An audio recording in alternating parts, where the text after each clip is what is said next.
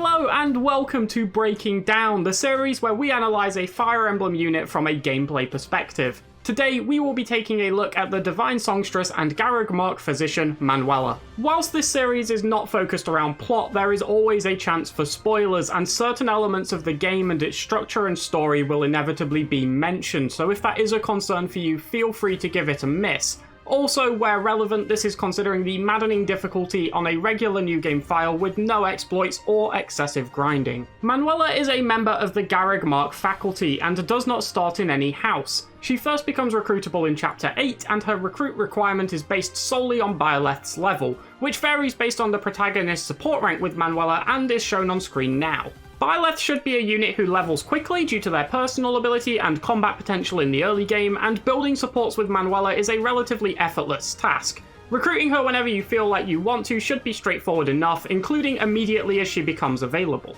Manuela's personal ability is Infirmary Master, giving 10 critical avoid to adjacent allies. This is a very situational ability, however it isn't useless. If an enemy has a chance to crit, reducing that chance to crit is a good thing. It does have a couple of noticeable and obvious drawbacks. Firstly, the requirement of adjacency. Your units who are eating hits and wanting to avoid being crit are typically going to be on the front lines. Manuela's general attributes mean she generally does not want to be here. A lot of the classes Manuela will likely go through can also be quite limited in move, which can further exemplify this issue. Although this is solvable, it certainly isn't worth doing just for better use of this personal. Also, a 10% crit reduction is minimal. That isn't to say it's valueless. There'll certainly be scenarios where it's beneficial, they are just few and far between. To put it simply, assuming you are reducing the full 10 crit on each use after 10 uses of it, you will have likely prevented one crit. Not anything earth-shattering, but it's better than not preventing crits. Its biggest problem is probably more its usefulness feel than its actual usefulness. What I mean by this is even when you have its effect benefiting you, you don't get any direct feedback that Manuela's ability actually helped. For example, if an enemy would have 10 crit and you use Manuela to lower that to 0, you won't get crit, and that's great, but when chances are you wouldn't have gotten crit anyway, you don't actually know when Infirmary Master has played a role, or if you just wouldn't have gotten crit without it. Contrast this to a personal ability such as Hilda's, which gives adjacent male units 3 additional damage. You directly know when that extra 3 damage has made an impact, such as when it has pushed an enemy into lethal range or allows you to kill outright. This obviously doesn't make it any worse, but it can lead to it being easily perceived as less impactful than it potentially is. Ultimately, if you are in a position to safely make use of this, do. There's no reason not to, it's nothing outstanding, but it does offer a little bit of safety and consistency, and that's a good thing. Manuela does not have a crest, meaning relic weapons and equipment will deal 10 damage to her per use. This doesn't matter. Manuela is unlikely to be making use of these anyway, and if she does, losing 10 health is a negligible impact since her ability to eat hits is already very low. Due to her late joining time, Manuela starts in the Priest class at level 15.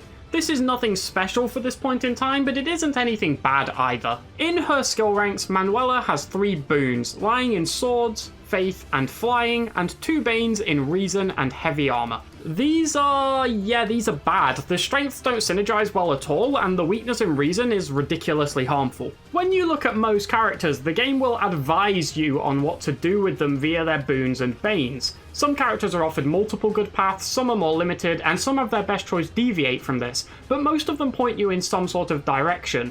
I'm going to be transparent here, I genuinely do not know what the game wants you to do with Manuela. There are only 2 advanced or master classes which make use of more than one of these strengths. Falconite uses Flying and Swords, but is completely unable to use magic, meaning the Faith skill, which is her highest rank at base, goes completely to waste. It also requires an A in Lances, which starts in E rank and has no boon. The other class is Trickster, using Swords and Faith, and the main thing that points to this not being the intended direction when the game came out is that it didn't exist. It was added later as DLC. Going back to that Reason Bane, this just feels cruel. Manuela is predominantly a magic-based character, and the vast majority of late-game magic classes require some sort of Reason skill check. Grimoire checks at A, as do Dark Bishop and Warlock. Dark Knight, Mortal Savant, and Dark Flyer all check at B+, and Valkyrie checks at B. This leaves 4 advanced or better magic-based classes, the aforementioned Trickster alongside War Cleric, Bishop, and Holy Knight. More on this later. Now there is one saving grace in all of this, and that is the starting B Faith rank. This is primarily due to Manuela's spell list, or one spell in it in particular. Being a magic-oriented character, Manuela's spell list is obviously a core element of her use. All in all, the spell list is actually pretty underwhelming. I'll let you figure out why the Garreg Physician doesn't get Physic. I guess she works in a ward. The game slaps you in the face with this when she gets it as both an enemy and an ally, but not as a playable unit. Most of the reason list is pretty average, and over in Faith, Silence is a nice but situational spell. It will come in handy a couple of times to shut down a mage, but the amount of instances where mages will actually prove to be a threat to the point where you need to actively shut them down with Silence are just not all too common, especially with many bosses being immune to this effect due to the commander ability. Ward is, well, let's be honest, it's mostly just free EXP on turns where Manuela doesn't have anything else to do. It gives 7 resistance to an adjacent ally, which reduces by 1 each turn. Mages are neither common nor threatening enough for this to be useful on anything resembling a regular basis. You won't have to tank a mage particularly often, and when you do, you don't actually have to care.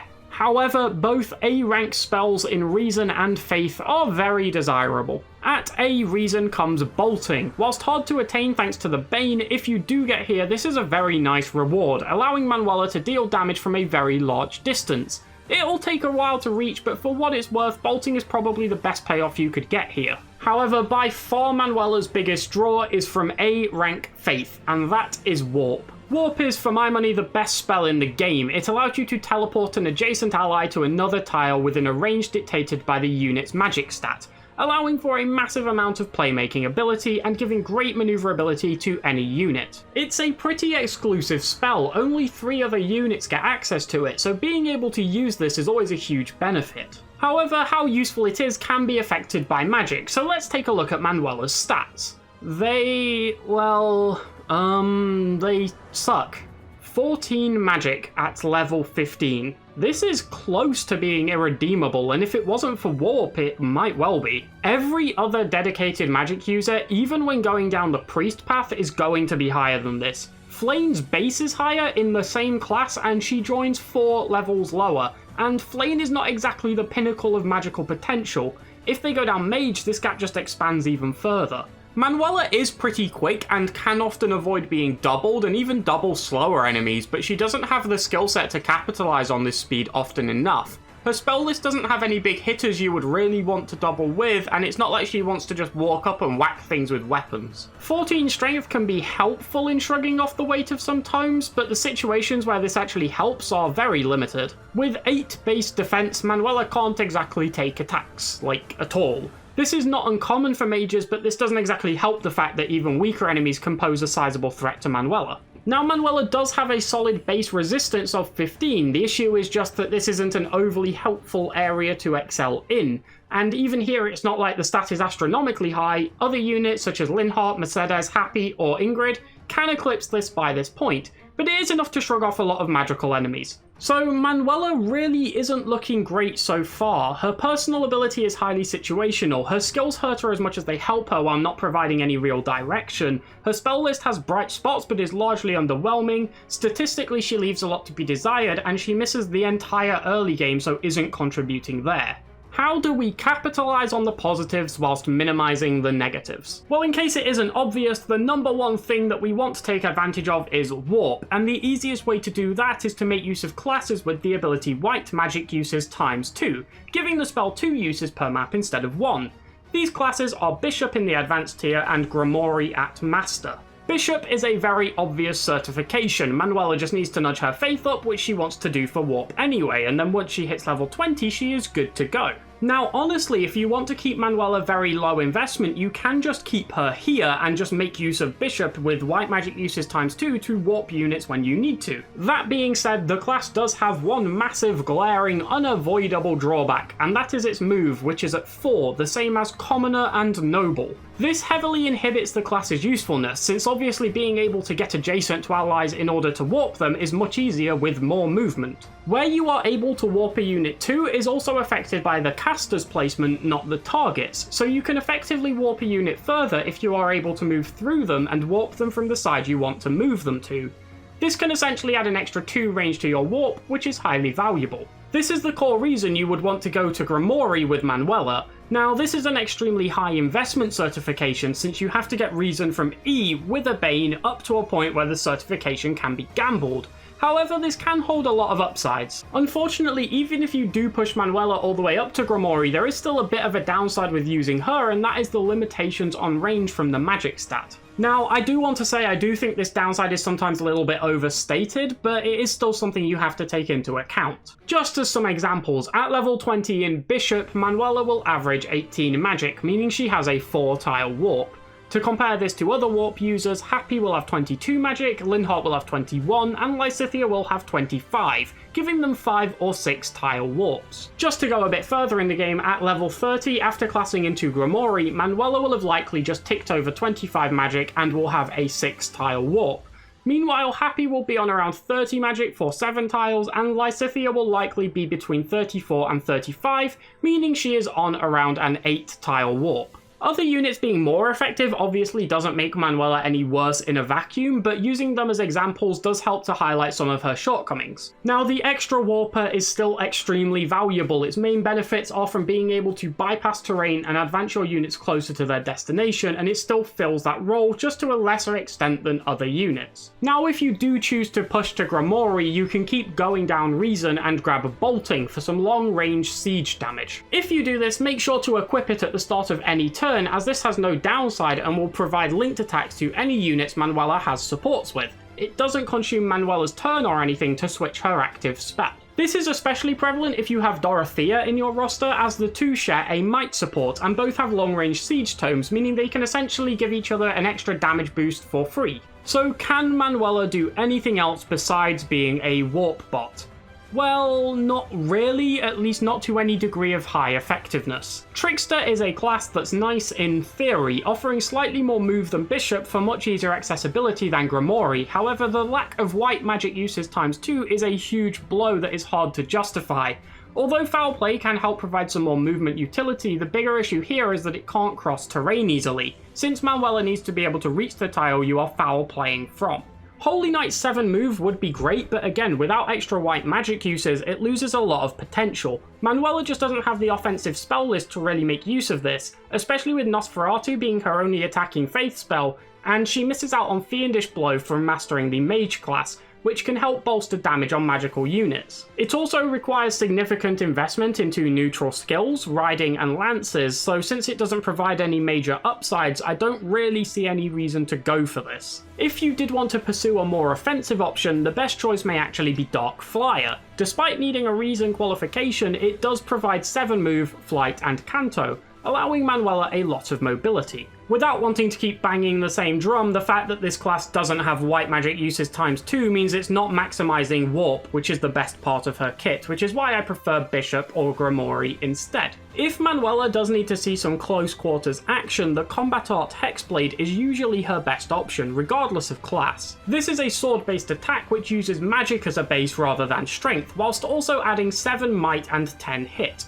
If you wanted to maximize this, you may actually get some mileage out of Mortal Savant, as this comes with Swordfare, 6 move, and still allows for magic to be used, meaning that she can still get 1 use of Warp and Bolting, and the class's innate Black Tome Fair will bolster the damage of the latter. This is definitely more of a fun novelty than a truly powerful combat unit, but it does give her some degree of effectiveness if that is how you wish to deploy her. Ultimately though, I think the best way to use Manuela is to maximize her warp utility to help your other units on the battlefield by going from Bishop to Grimoire, or even just keeping her as a Bishop if you don't want to invest into her. Despite Manuela's limitations, she is actually a unit I end up using very frequently in runs, although not to a massive extent. This is because she is essentially a free recruit who you don't really have to touch to let her gain warp access, just set her to only faith and she will get there eventually.